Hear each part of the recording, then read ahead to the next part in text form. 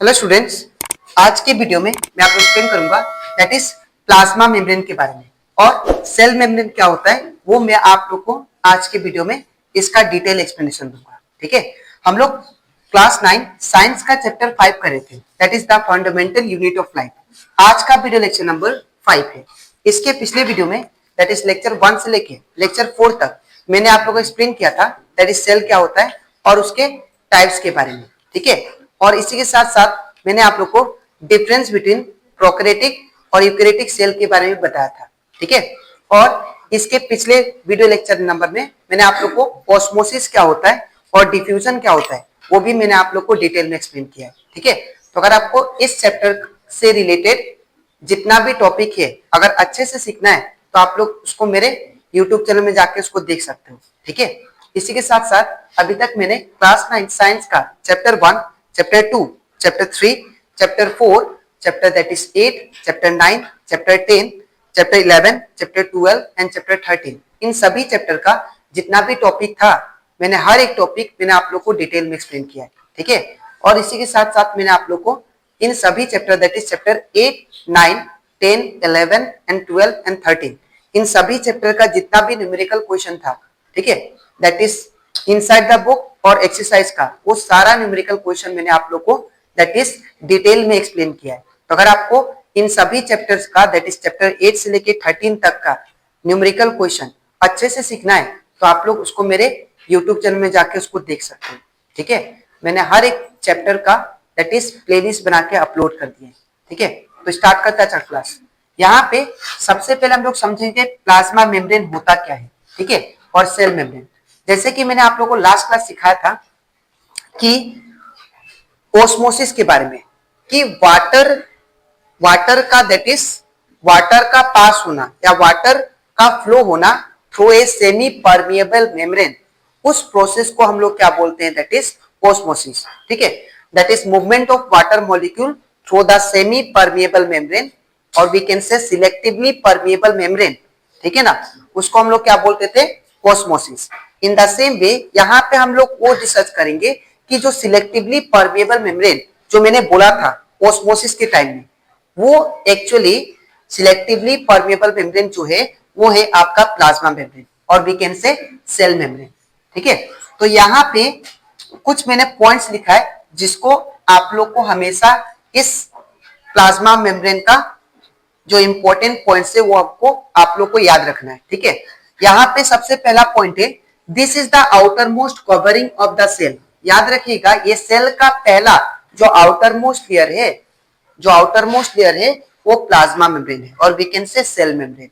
जो outer cell का जो पहला आउटर कवरिंग जो पार्ट होता है, ठीक है, जो मेम्ब्रेन होता है उसको हम लोग बोलते हैं प्लाज्मा मेम्ब्रेन। और क्या करता है ये सेपरेट करता है, it separate the contents of the cell from its external environment. मतलब अगर मान लीजिए ये सेल हो गया, ठीक है, तो सेल का जो आउटर कवरिंग लेयर जो होता है उसी को हम लोग क्या बोलते हैं दैट इज प्लाज्मा मेम्ब्रेन और we can say cell membrane. ठीक है, प्लाज्मा मेम्ब्रेन और वी कैन से हम लोग सेल मेम्ब्रेन। तो जो आउटर कवरिंग लेयर होता है सेल का तो उसको हम लोग क्या बोलते हैं प्लाज्मा मेम्ब्रेन। अब ये क्या करता है, ये जितना भी इनसाइड द सेल जो मॉलिक्यूल्स होते हैं उनको बाहर जाने नहीं देता है। ठीक है, और आउटसाइड जितना भी अनवांटेड चीज होगा उसको अंदर जाने नहीं देगा। वो क्या करेगा सिलेक्टिव मतलब सिलेक्ट करके भेजता है। जैसे कि सेल को वाटर का जरूरत है, ठीक है, तो अगर सेल को वाटर का जरूरत है तो क्या करेगा ये प्लाज्मा मेम्ब्रेन और सेल मेम्ब्रेन क्या करेगा वाटर को एनवायरनमेंट में से एब्जॉर्ब कर लेगा और उसको एंटर करवाएगा सेल में। ठीक है, तो ये क्या करता है, ये जो बाहर लेयर है जिसको बोलते हैं प्लाज्मा मेम्ब्रेन, ये क्या है सिलेक्ट करता है जो मॉलिक्यूल्स चाहिए सेल के अंदर या जो मॉलिक्यूल्स बाहर फेंकना है सेल के बाहर। ठीक है, वो क्या करता है ये प्रोसेस ये काम करने वाला कौन है प्लाज्मा मेम्ब्रेन। ठीक है, अब नेक्स्ट पॉइंट क्या है, it also prevent movement of some other material. The cell membrane is called selectively permeable membrane. जैसे कि मैंने आपको बताया ये जो सेल मेम्ब्रेन है जो आउटर लेयर है ये जो सेल मेम्ब्रेन है इसको हम लोग सिलेक्टिवली परमेएबल मेम्ब्रेन भी बोलते हैं। क्यों? बिकॉज वो सेल के अंदर वही चीज इन करेगा या आउट करेगा सेल के बाहर, ठीक है, वही चीज इन और आउट करेगा जो कि यहाँ पे सेल को जरूरत होगा और सेल को जरूरत नहीं होगा। जो चीज जरूरत नहीं होगा सेल के अंदर वो क्या कर देगा, आउट कर देगा सेल से बाहर, ठीक है।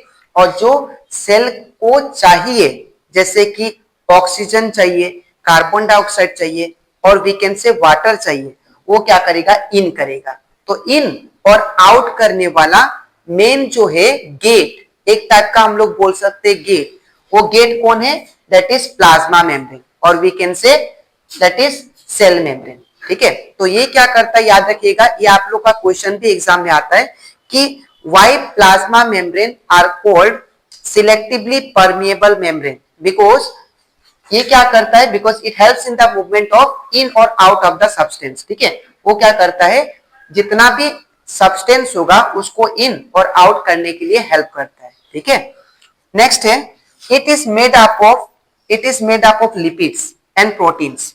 अब ये जो हमारा जो प्लाज्मा मेम्ब्रेन है और सिलेक्टिवली परमेएबल मेम्ब्रेन है और सेल मेम्ब्रेन, ये किससे बना होता है, तो याद रखिएगा ये बना होता है दैट इज लिपिड्स और प्रोटीन से। ये प्रोटीन और लिपिड से बना होता है सेल मेम्ब्रेन, ठीक है। नेक्स्ट और एक चीज याद रखिएगा, ये जो सेल मेम्ब्रेन होता है ये फ्लेक्सिबल होता है, ठीक है। ये फ्लेक्सिबल होता है मतलब ये लाइक रबर टाइप होता है। ये जैसा शेप करो आप लोग, अगर आप लोग इसको टानते हो तो ये क्या होगा, दैट इज वो ड्यू टू फोर्स अपना शेप को बदल लेगा, ठीक है। तो ये फ्लेक्सिबल होता है, ठीक है। नेक्स्ट है कुछ प्रॉपर्टीज हम लोग पढ़ेंगे, प्रॉपर्टीज ऑफ प्लाज्मा मेम्ब्रेन। पहला properties, it is flexible made up of organic molecules called lipids and proteins. तो जैसे कि मैंने बताया, अगर आपको पूछे कि इसका प्रॉपर्टीज क्या है प्लाज्मा मेम्ब्रेन का, तो याद रखिएगा आप लोग पहला चीज ये क्या होता है, फ्लेक्सिबल होता है, ठीक है। और फ्लेक्सिबल होने के कारण ये क्या होता है, दैट इज इसको हम लोग स्ट्रेच कर सकते हैं, ठीक है, ये फैल भी सकता है। और इसी के साथ साथ और एक प्रॉपर्टी है यहाँ पे फ्लेक्सिबिलिटी से related, it's flexibility enable cell to engulf in food and other from the external environment। मतलब यहाँ पे अगर मान लीजिए यहाँ पे मैंने क्या बोला, ये सेल मेम्ब्रेन और जो प्लाज्मा मेम्ब्रेन है ये क्या है, फ्लेक्सिबल है। और ये फ्लेक्सिबल होने के कारण ये क्या करता है, जो सराउंडिंग में जो भी सराउंडिंग में फूड होगा उसको क्या करता है, उसको एडॉप्ट करने में हेल्प करता है, ठीक है, due to flexibility of this plasma membrane. ये आपको बेस्ट एग्जांपल देखने के लिए मिलेगा एमोएबा में। एमोएबा हम लोग जानते हैं, एमोएबा वो एक माइक्रो ऑर्गेनिज्म है जिसका जो शेप होता है वो इरेगुलर शेप होता है, ठीक है। और ये जो दैट इज एमोएबा जो है ये फूड को कैसे दैट इज कैप्चर करता है, तो ये अपना फूड को कैप्चर करता है थ्रू दिस फॉल्स फीट। इसको हम लोग फॉल्स फीट बोलते हैं, फॉल्स फीट। एक्चुअली ये फीट नहीं है, इसका नाम क्या है, फॉल्स फीट, ठीक है। ये क्या करता है, ये जो सेल है, ये जो आउटर लेयर है, ये किससे बना है, प्लाज्मा मेम्ब्रेन। तो ये फ्लेक्सिबल है, ठीक है। तो ये क्या करेगा, ये ड्यू टू दिस फ्लेक्सिबिलिटी ये क्या करेगा, सपोज ये फूड हो गया तो फूड को कैप्चर कर लेगा, ये फैल फैल के कैप्चर कर लेगा और उसको कैप्चर करने के बाद उसको निगल लेगा, ठीक है। तो इस प्रोसेस को हम लोग क्या बोलते हैं, याद रखिएगा, दैट इज एंडोसाइटोसिस, ठीक है, एंडोसाइटोसिस। तो यहाँ पे याद रखिएगा पहला प्रॉपर्टीज प्लाज्मा मेम्ब्रेन का, ये फ्लेक्सिबल है। और फ्लेक्सिबल है तो ये क्या काम करता है, ये फूड को कैप्चर करने के लिए हेल्प करता है, ठीक है। जो फूड को कैप्चर करने के लिए हेल्प करे ड्यू टू दिस फ्लेक्सिबिलिटी, हाँ, तो उसको हम लोग क्या बोलते हैं, एंडोसाइटोसिस। और ये कौन दैट इज एडॉप्ट करता है, कौन सा ऑर्गेनिज्म एडॉप्ट करता है, तो याद रखिएगा एमोएबा एडॉप्ट करता है, ठीक है। एमोएबा ये सेल फ्लेक्सिबल था इसलिए वो क्या करेगा, सेल के थ्रू क्या करेगा, फूड को कैप्चर कर लेगा और उसको खा जाएगा, ठीक है। तो ये था दैट इज प्लाज्मा मेम्ब्रेन और सेल मेम्ब्रेन का कंसेप्ट, ठीक है। और दूसरा that is properties of plasma membrane, ठीक है। तो आई होप आपको ये सारा कंसेप्ट अच्छे से क्लियर हो गया होगा। ठीक है, तो अब इसके नेक्स्ट स्लाइड में मैं आप लोगों को समझाऊंगा दैट इज फंक्शन, क्या काम करता है फंक्शन ऑफ प्लाज्मा मेम्ब्रेन।